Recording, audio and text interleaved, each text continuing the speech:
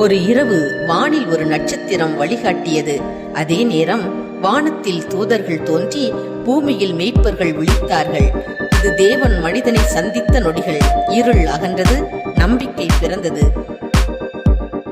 நட்சத்திரம் வழிகாட்ட சாஸ்திரிகள் பின்தொடர, தூதர்கள் வானில் தோன்ற மேய்ப்பர்கள் விழித்தட.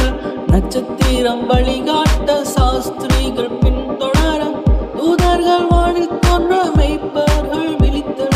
பிறந்தார் பிறந்தார் பிறந்தார் பிறந்தார் விண்ணின் மைந்தன் நமக்காக.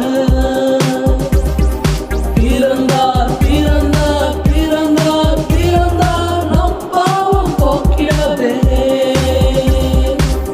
குளிர்ந்த பனி பொழியும் வேளையிலே, மாட்டுத் தொழுவத்தின் முன்னிலையிலே, கன்னின் மரியின் மகனாக வாழநேசு பிறந்தாரே.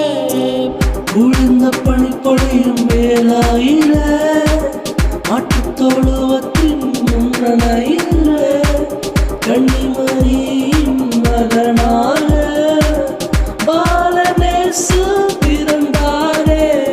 பிறந்தார் பிறந்தார் பிறந்தார் பிறந்தார் விண்ணின் மைந்தன் நமக்காக. பிறந்தார் பிறந்தார் பிறந்தார் பிறந்தார் நம் பாவம் போக்கிடவே.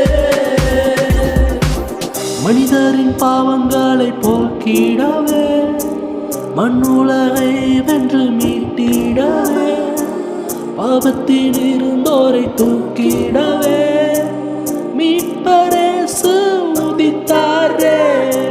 மனிதரின் பாவங்களை போக்கிடவே, மண்ணுலகை வென்று மீட்டிடவே, பாவத்தில் இருந்தோரை தூக்கிடவே, மீட்பரேசு உதித்தாரே.